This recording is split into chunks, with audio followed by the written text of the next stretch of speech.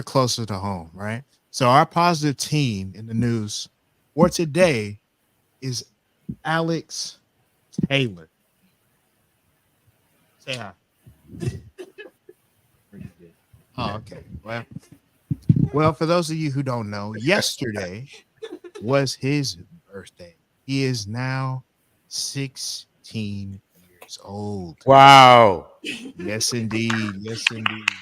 Very momentous occasion. Very Happy momentous. birthday. Thank you. Thank you, Mr. Brown. Truly. If we got here earlier, maybe we could have sang, but unfortunately, Yeah, we'll play Stevie Wonder Happy Birthday. yeah. We can play that thing. We can play that thing.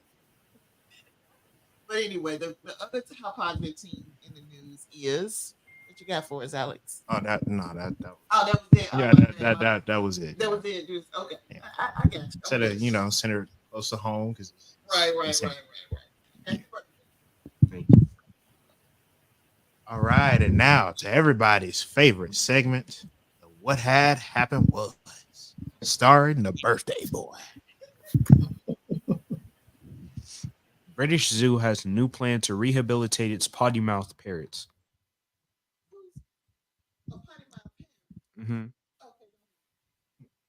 London CNN. A British wildlife pack has hatched a new plan to rehabilitate its potty mouth parrots after they unleashed a tide of explosives. Okay, that's what that word is. Yeah, expletives. Back in 2020, five foul-mouthed American gray parrots donated to Lincolnshire Wildlife Park in eastern England were isolated from the flock in an attempt to improve their language. Excuse me. But from Tuesday, the team is adapting a different, riskier approach of integrating three newly donated cuss happy birds named Eric, Captain, and Sheila, alongside the original five miscreants into the flock. When we came to move them, the language that came out of their carrying boxes was phenomenal, really bad, not normal swear words. These were proper expletives. And the park's chief executive, Steve Nichols, told CNN. We've put eight really, really offensive swearing parrots with 92 non swearing ones, he said. If the new strategy works, the eight parrots could learn all the nice noises like microwaves and vehicles reversing that the other parrots in the flock favor. Nichols added, but if the other 92 instead pick up the expletives, it's going to turn into some adult ape. So, question: what's the difference between the expletive and the cuss word? Like, is it worse? No, it's just the white people way of saying cuss word.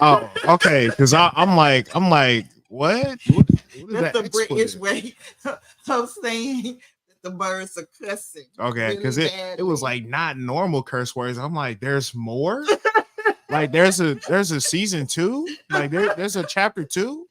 Where can I buy this book at? Like, No, they just using really bad words. Probably the ones that get you hit in the mouth on sight. fighting words. Oh, okay, Okay, okay, yeah. okay. But Alex, what really had happened? Ghetto birds, man. Ghetto birds. They got ghetto trailer park birds. I didn't know there was a specific species that just loved to cuss.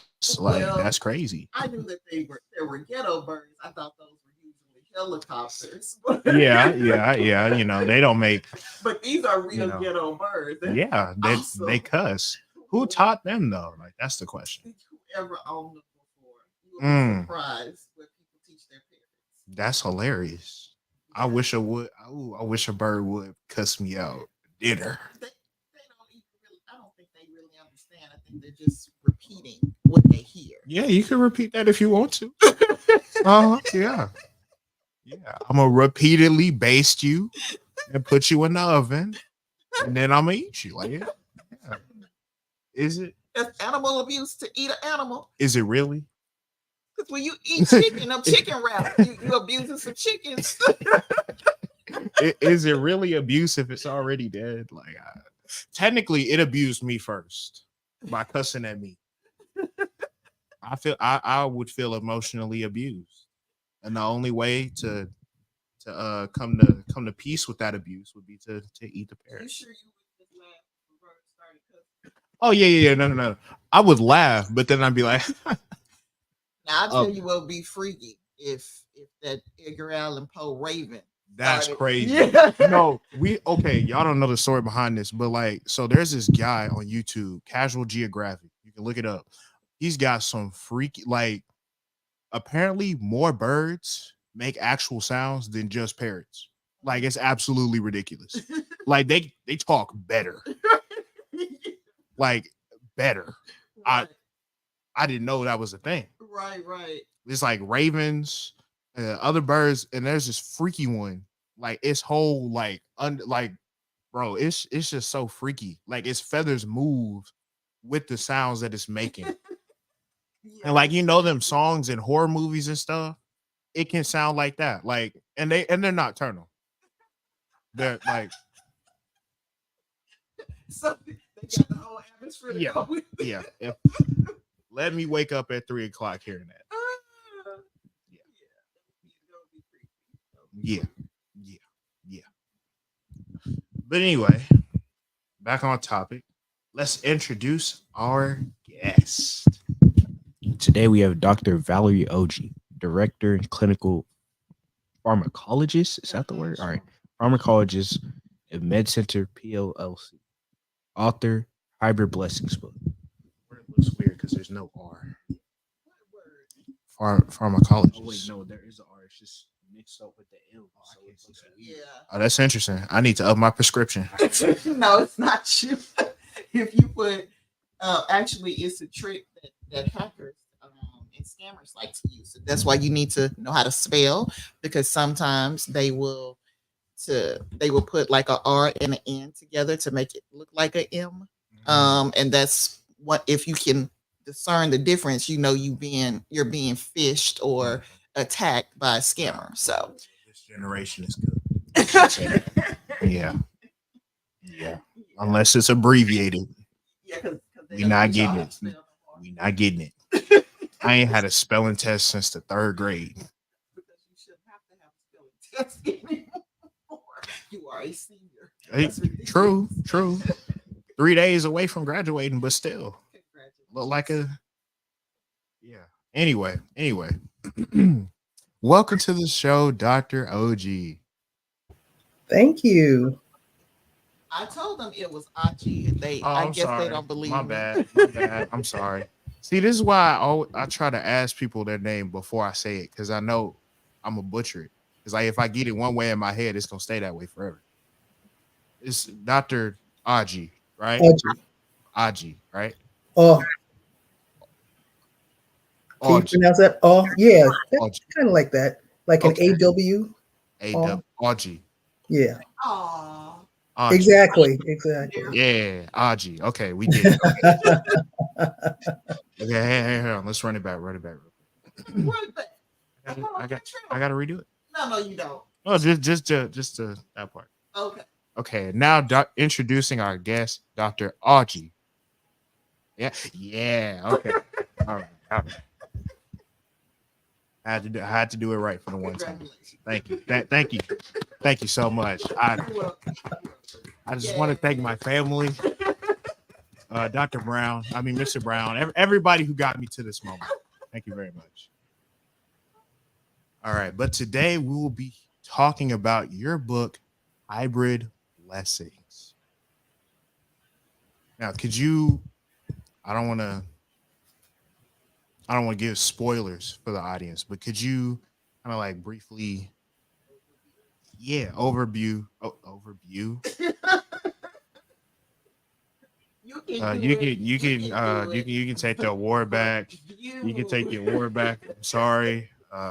Didn't mean to. Tell us about your book. It's just a self-care resource for anybody who's thinking about culture and cultural identity and trying to work through that. People have all kinds of experiences, especially here in the States. We're a country of immigrants. People have come either recently or long ago. Their ancestors have come from different places. They call the U.S. a melting pot. Some people would call it a chef salad, a tossed salad of different types of cultures coming together and to this American identity. And it's something to think about. For some people, there are things to celebrate. For some people, there are things that are stressful, sometimes even traumatic. And it's important for everybody to think about that, especially youths. If you, as you see today, there are demonstrations and riots across college campuses right now across the U.S. So people are thinking about different groups or categories of people or what have you. And what do we think about our own identity and the identities of others?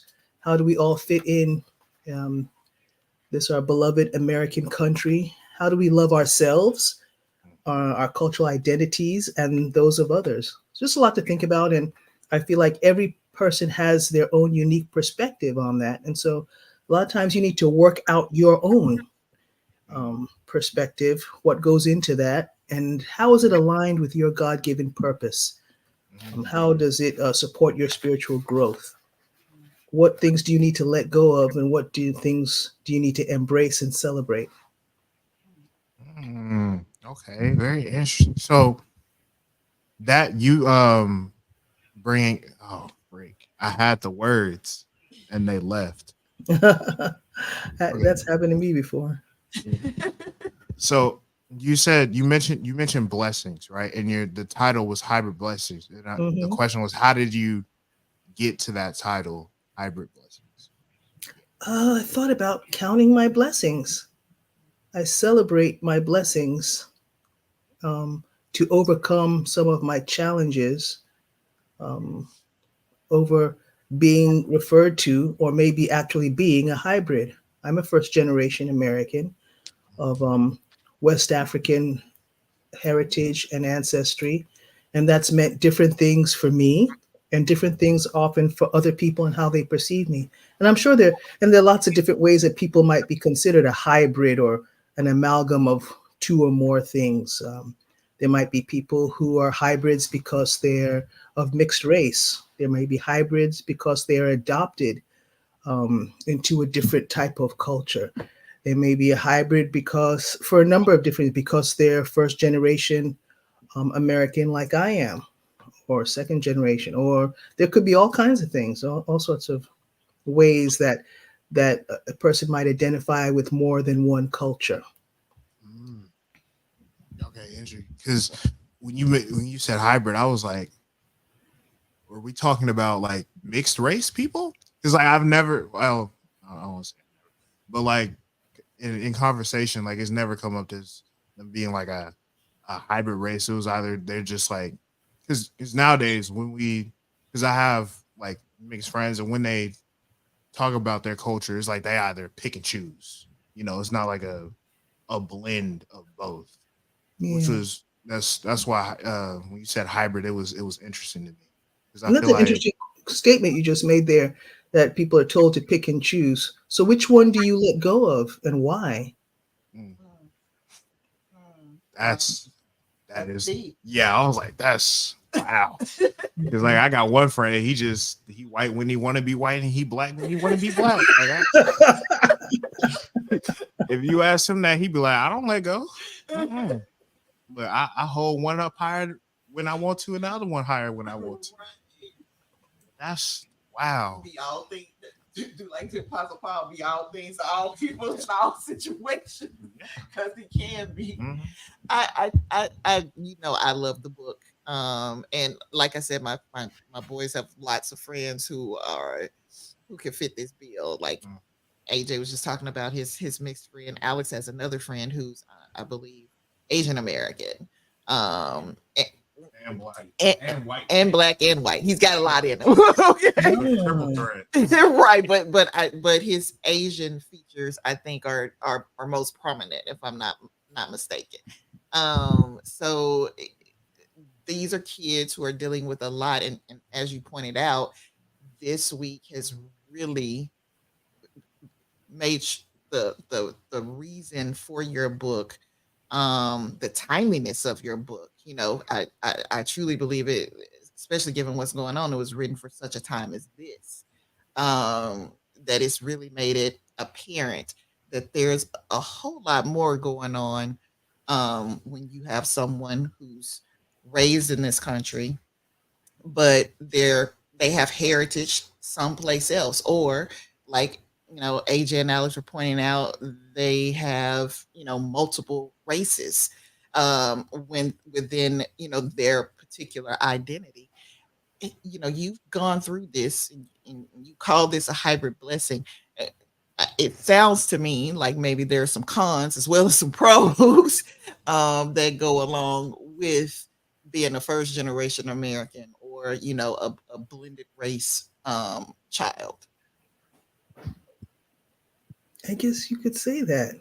And now that you mention it, I guess that term could be a double entendre in a sense, because in one way, the hybrid refers to the blend, but then on another sense, the hybrid could mean that the blessing may not necessarily be 100%.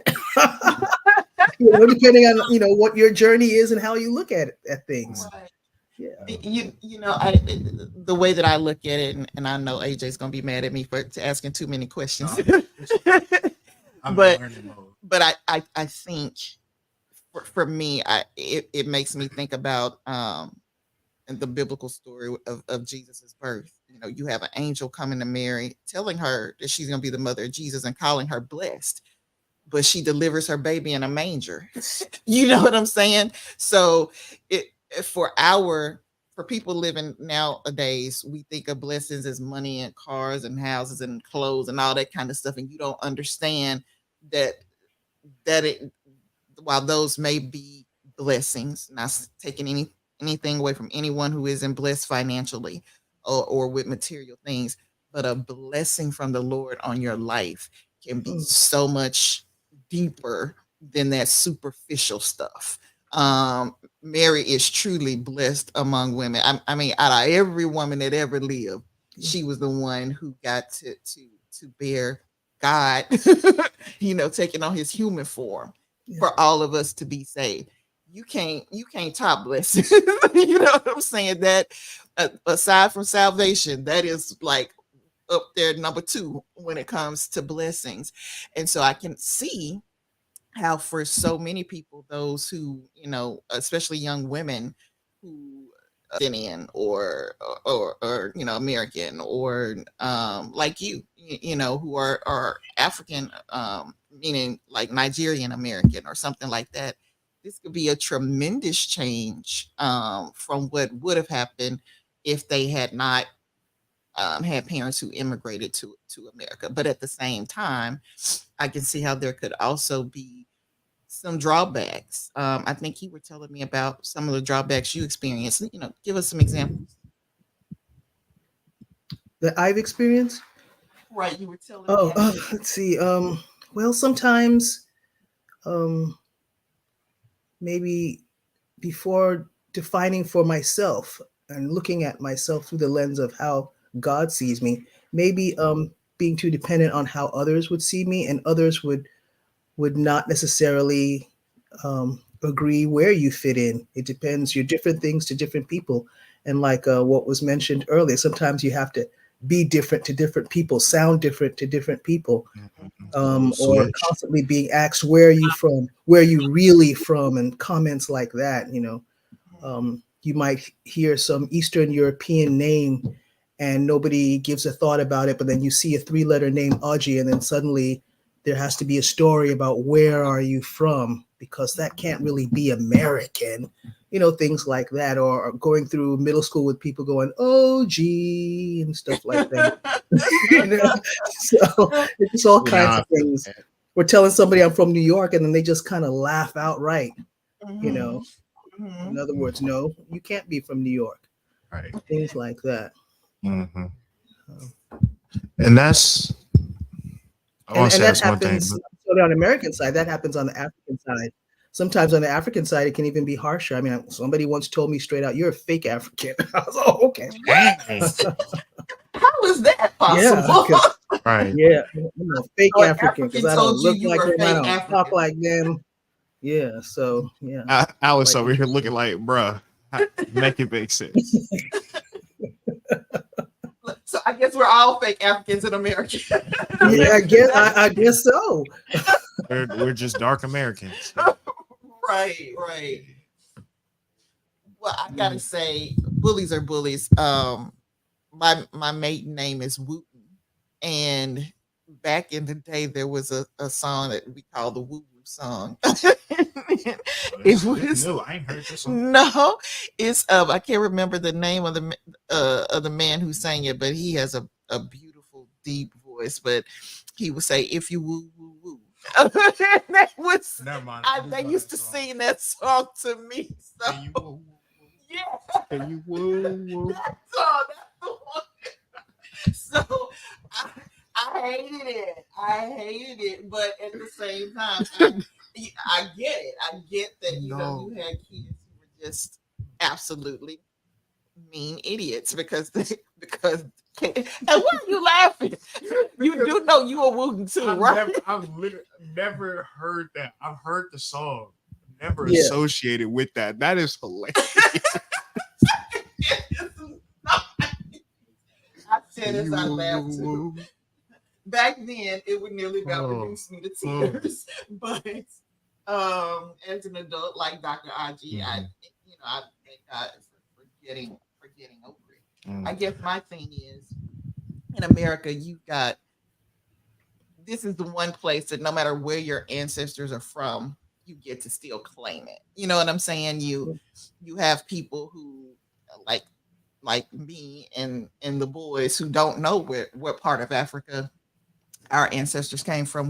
We all claim generally African American. But I know people who are from Africa who will say they're Nigerian American, or like the ones protesting who say they're Palestinian American, or the young man who was kidnapped saying he was they're saying on the news he's Israeli American. Yes. So you can and even Caucasian Americans do it too. They they'll tell you they're Irish American, Yes, or European American, or something like that. So we here seem to pride ourselves on having one identity composed of Multiple.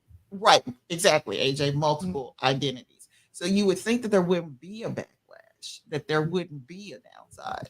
yes. And that was that thing you said earlier. When you said getting earlier in your life, it would have reduced you to tears, but now you've gotten over it. I feel like that's another thing, because like in my friend group, I'm the butt of jokes. The only difference between me and Midnight is 11:59. Like I wouldn't laugh. That is so hilarious to me. I know. Like I look like under the bed. That's ridiculous. Stop it. No, but Stop it. that's like what I'm trying to say is that we don't I can't speak for the whole world. I can't speak for the whole world. But my friend group, we don't like.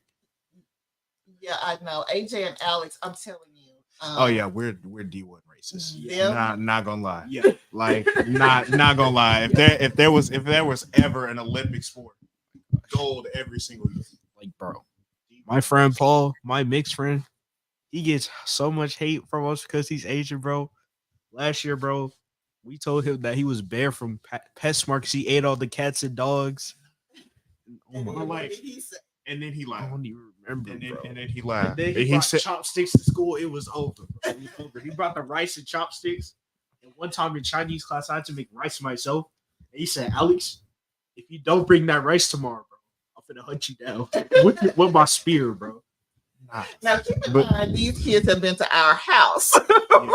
Right. So I'm sitting here thinking that this, when we were growing up, this would be so taboo. like it would be fighting words. Right, it would we be fighting words. But now we sit in the room Now it's just laughing. play fight.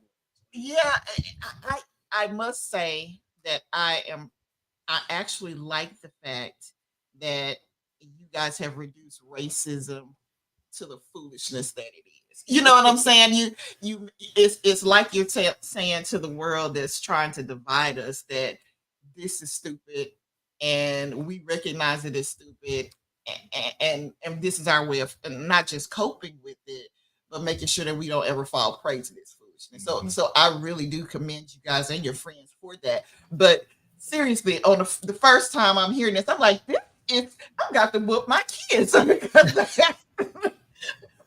they're being because I thought they were Because just we being being racist, but actually they aren't.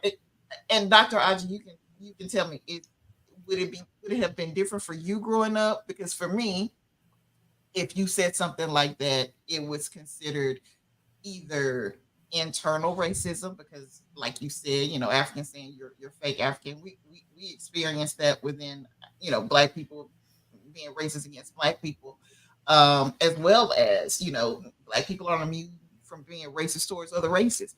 In I've heard addition that too, to- though. I'm like, Yeah, I yeah. could be racist if I want to. In addition to Yeah. the normal racism. So with your generation have treated it the same way that theirs seem to be. I think when I was younger, it seems like there's just been a lot more awareness and sensitivity about how people handle a lot of these things now. Maybe, maybe not. But when I was younger, I don't know, bullying didn't seem to be as much of an issue. Kids were just able to say anything unkind and nothing really came out of it. Sometimes, you could be called the N-word. Sometimes by your fellow Black Americans, you could be called an African monkey. I mean, you just see all Yeah. sorts of things. Yeah. just- Look, Silverback, King Yeah. Kong. And then also If you short, they African call you a immigrants bush baby. or African immigrants calling African American slaves. I mean, you just see all sorts of, internal Yes. unloving attitudes. That's the word I have for it. Yes. So your book helps people to deal with all these different things. Not Yeah, just because yes, because sometimes for some people that might have been traumatic. For some people, there might have been certain behaviors that they turn to. Sometimes people are trying to fit into one group or leave one group, and that can even lead to behaviors that are not necessarily healthy behaviors. It could be alcoholism or substance abuse or violence, and sometimes you need to work through that for your own mental health and wellness. You have to think about forgiving or if you are the perpetrator, how can I choose a different path and walk in love towards people that I maybe I don't understand, and sometimes even towards ourselves. Do we understand ourselves? Are we accepting of ourselves? Right, right. Yeah. And you mentioned they mentioned, about friends choosing one or the other. Mhm. And it makes me think about people like, Mariah Carey, who's has a black father and a white mother, but she looks on the outside, white. So first glance you think she's white. She can't say the N-word. She can't say the N-word at all. Thank you, AJ, for that. But at any rate, you would make that assumption, and then you have other people who are just the opposite. Like for instance, Halle Berry. She's in the same exact situation, but she looks like an African American woman, and she says, her mother told her, "You're a black woman," and that's how she was raised. And I remember a Should- movie like that where people would pass, supposedly Yes. pass. Yes. So They it was an still issue of pass. survival, and then you don't know what kind of trauma that would have if you had to hide that, and Right. then or maybe pass that on for generations, or wonder if I have a child, will this come out? Exactly. But and then the family members who have been denied and left behind because they didn't have, as we call it today, white privilege. Yeah. I can imagine that being really hard. And you have people, I think, to this day who still like to pass. For instance, I am always perplexed by people saying they're Middle Eastern, like the Middle East isn't in Africa. It's still on the continent. You are still black, but they get really offended. I had one friend I used to work with. She's like, "I'm brown, so am I." Exactly. Exactly. Like just because somebody misinterpreted and said black, that Right, same right. same difference. So, and Dr. Aji, I guess I just don't get it. You know, the them saying that they're not sub-Saharan Africans. Like, so you are still on the continent of Africa. Yes, you're closer to Europe. Yes, there have been a lot of back and forth domination of, you know, the Ottoman Kingdom invading Europe and occupying it. And then, of course, Europeans colonizing Africa. So there's been a lot of mixing of the races. Yeah. So your skin's a little lighter.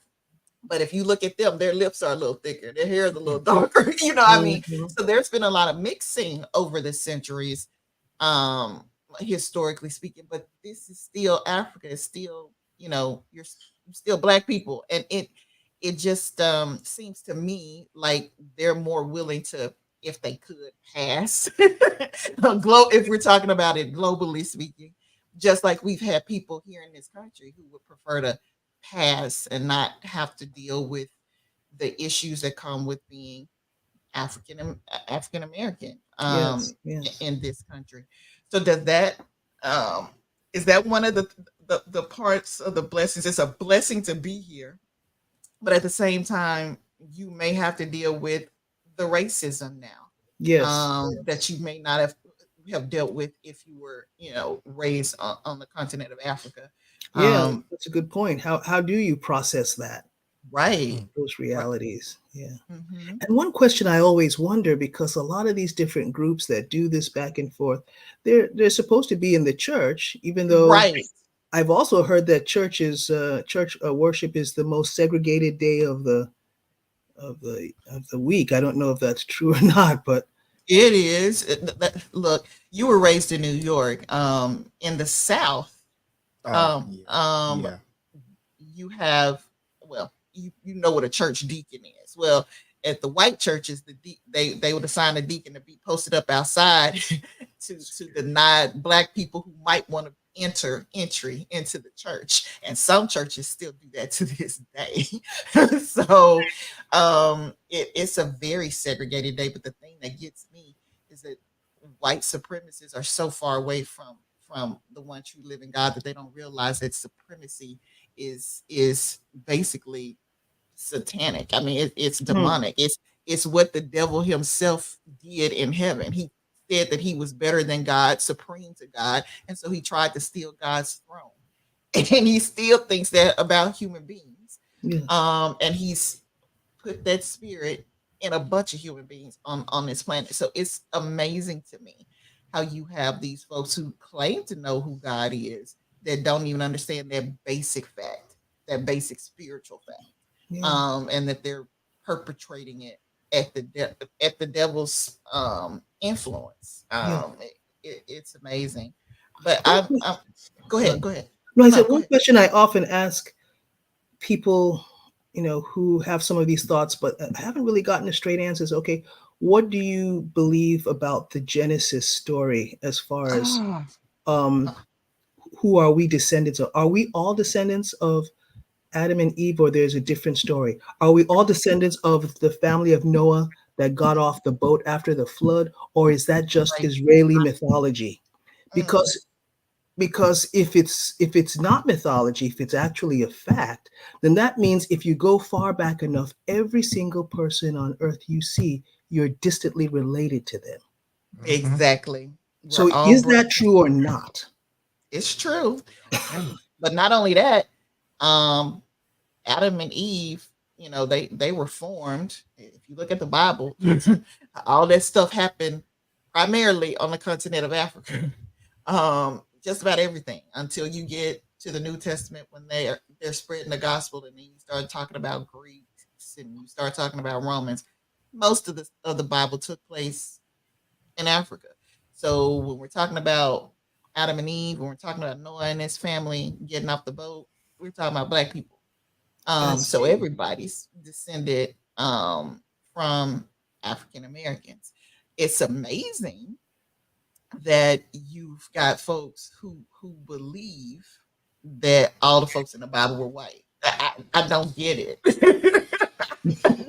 Don't get it. To be fair, not gonna lie, they never. Well, I feel like just as a little kid though, being read the Bible too, like I just didn't have enough of a grasp on it to understand like the actual setting. Because before, you always see all these little pictures of, oh, Jesus is white and all that in the light background. I'm thinking all these people were white. And then later, like 10, 12, they're like, oh, Africa. Oh, these are black people. And then it started with the Dave Chappelle show. I know you don't like that. No, you don't. But he was like praise white Jesus, and I was like, huh? There's a white one? There's a white one. Like, That's the idol that they have created. The white Jesus, who only came to save white people. But he's nice enough to the black people sometimes. So yeah. I think all of that plays a big part of the hybrid blessings. Another thing I think is real important is a lot of women. We're talking about racism in general, but for the teenage girls listening, you do not understand how blessed you are to be born in this country. Yes. In many places around the world, women are still very much oppressed. Young women your ages or younger would be sexually mutilated because they like to do what they call, I think, is it female circumcision? Don't forgive me if I'm getting the word wrong. And it is a very painful thing that leaves women scarred and a lot of them dealing with pain for the rest of their lives. Some places girls are denied just the basic right to go to school. Right. This is 2024. So you do not understand, no matter what the bad stuff is going on in your life, you are still one of the most blessed women on the planet if you were born in this country. And Dr. Aji, you may be able to shed more light on that. Yeah, and I think about that in terms of also what's happened over the last couple of years with all the global migration that's been going on and people coming out of Syria or Afghanistan or different parts of the world.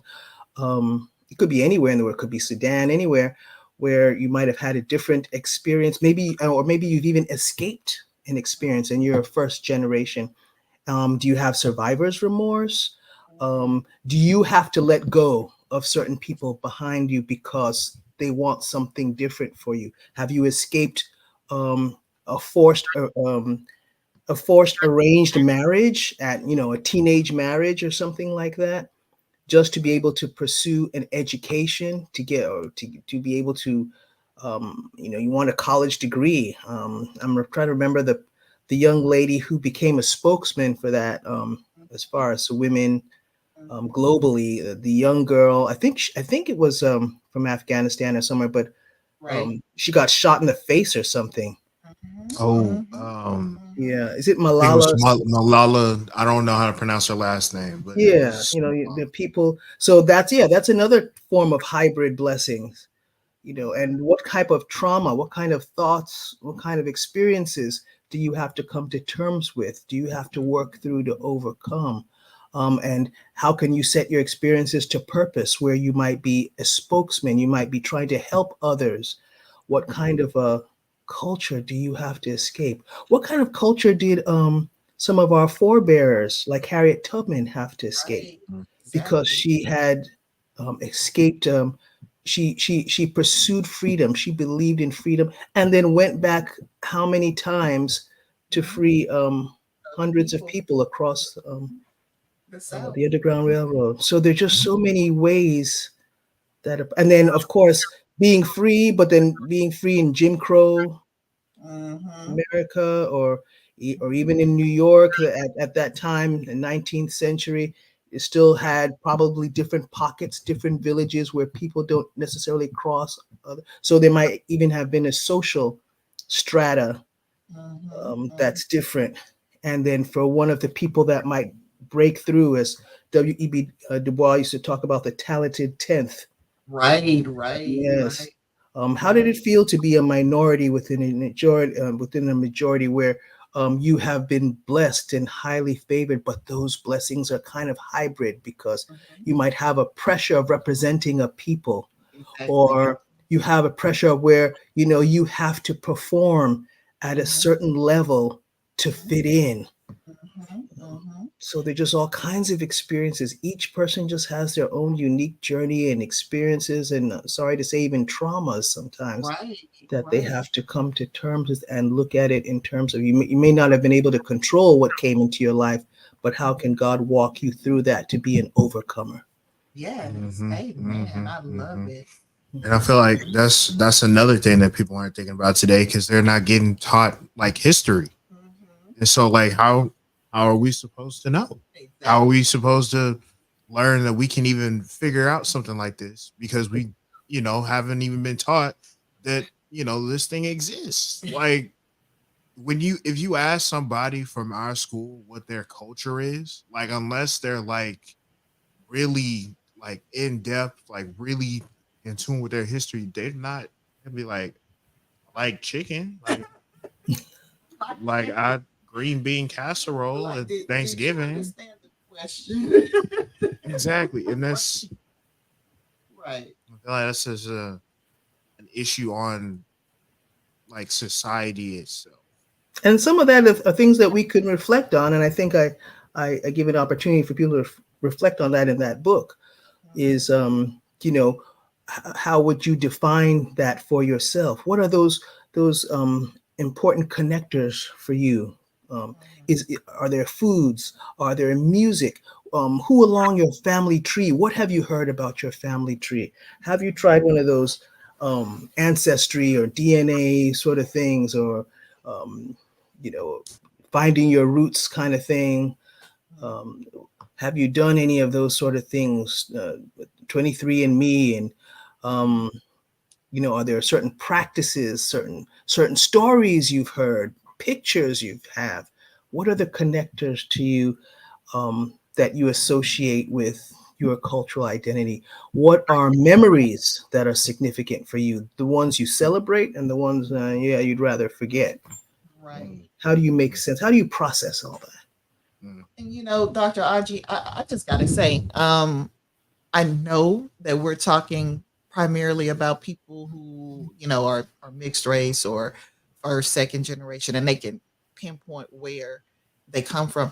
But I think your book, the more we talk about it, is just as important for people like me who don't have the ability to look and say, my ancestors came from this part of Africa, Yes. who constantly, the only thing that they want to say is that your folks were a slave. That in and of itself, I'll just speak for me.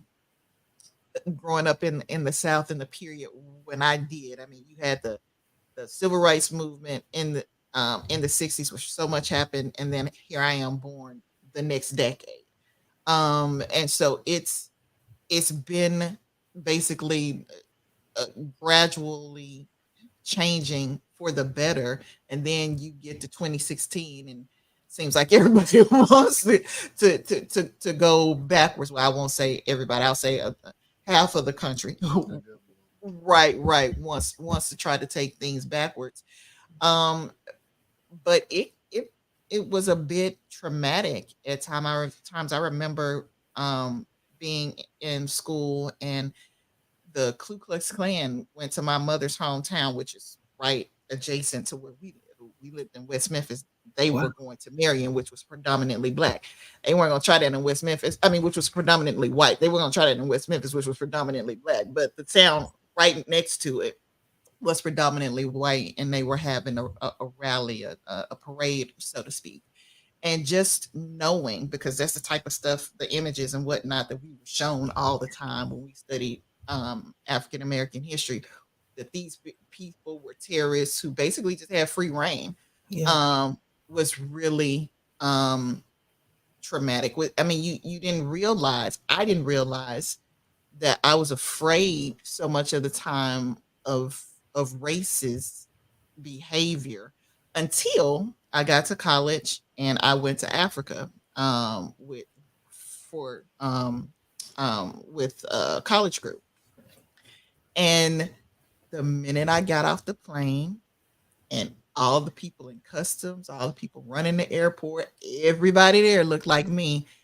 Threat level went to zero, and it didn't dawn on me until I got back on the plane to go home that I've been living in this little heightened sense of heightened state of emergency practically every day of my life, and I had a couple of weeks reprieve while I was visiting Africa. And it was also like coming home because the people there could look at your facial features and tell you, oh, your people were probably from Senegal, which is where I happen to go because you have features of a lot of the people in that area. And it's like, really? So I just came home. Tell me more.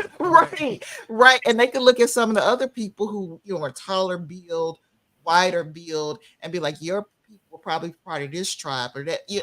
And it was absolutely amazing. I would recommend that over giving your DNA freely to these folks. But because it's just I'm not spending.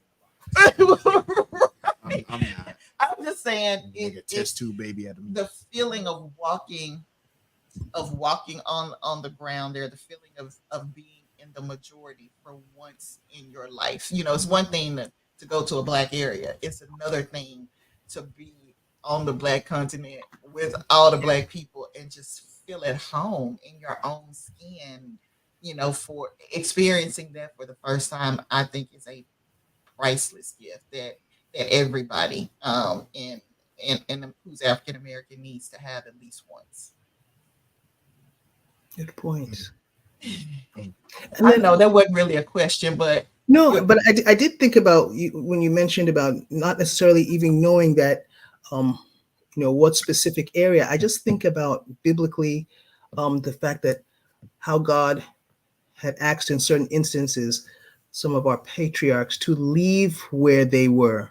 Yes. To familiarize themselves. Because I'm thinking about Ur and the Chaldeans, if I'm not mistaken, is somewhere in present day Iraq.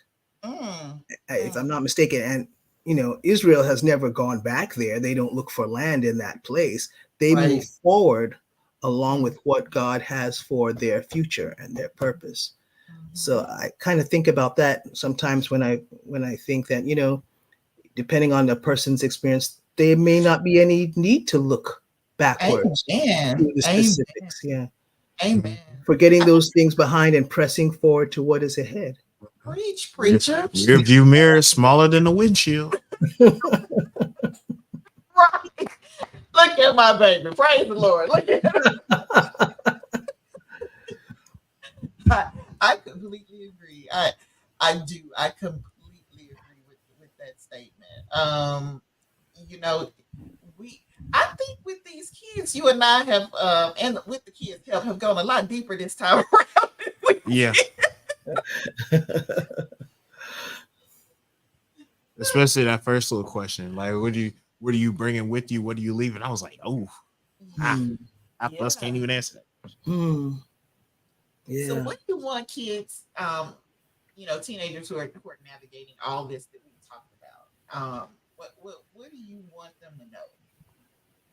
I think as they are developing their own personhood, their own identity, as they're growing into adulthood, is there anything along this topic that is really, really impresses upon them? Is there anything that they feel like in terms of their relationships, their identity, their health behaviors, how they function? Is there anything that they feel like, I think I need to work on this, or I think I need to just take a step back and just reflect on this and process this and kind of ask questions? And is there anything I feel like I need to work on for my well-being? I think that's the first question. And how does the book help them do that? By looking at those biblical hybrids, identifying those cultural connectors within their own life, their life experiences, their family connections, their family trees, and memories. Just Mm. journaling on that, thinking about that, discussing that, working through that. Take a year and just kind of look at that and see what, and then also aligning that with purpose. What is your God-given purpose? Mm. What do you, after you, as you process this, what comes to mind? What are you passionate about? Where do you Mm. want to serve? Where do Mm. you feel led to serve? What are your talents? What are your experiences? How do you Mm. want to process this for the kingdom? Wow, that's awesome. I love that. Wow, Mhm. wow. So, you've come through the other side of this. Your journey. Is it at an end? Is it still going on? I think we're always on our journey until it's time to go home, until it's To, time to to go that into. nice little nap, Yeah. little forever nap, as I like to call it. Yeah, I Mm. think so. Yeah. Those just a lot of deep questions that I feel like I need to ask myself at that point. You like, where do you feel led to serve? I was like, counting isn't really kind of serving, but like, Well, you said you wanted It might even be something that a group of friends can get together and kind of talk about. It might be something that could be talked about in a youth group or mm, something, or the you couple of know, friends. we're actually planning a show with yep, AJ's yep, yep. graduating group. Yeah, it's gonna be Um, big. It's gonna yeah, be so big. that they can talk about, the transition from being high school students to being college students. And go ahead. Go ahead. I talked to my friends and we said most of us agreed that we're gonna make a video game company. when we Grow up. Awesome. Did you say a video game? He Video did. games. Video Just game deep. company. Oh, wow. Several games. Wow. Several. Love it. Love it. That's fantastic. Right, make that money, baby. Indeed. I'll give you some too. Make that I money, have a baby. son that is a League of Legends Mm. fanatic, if I should say that. Yeah, Yeah, and he's I heard graduating that lead. I next was like, week in computer science.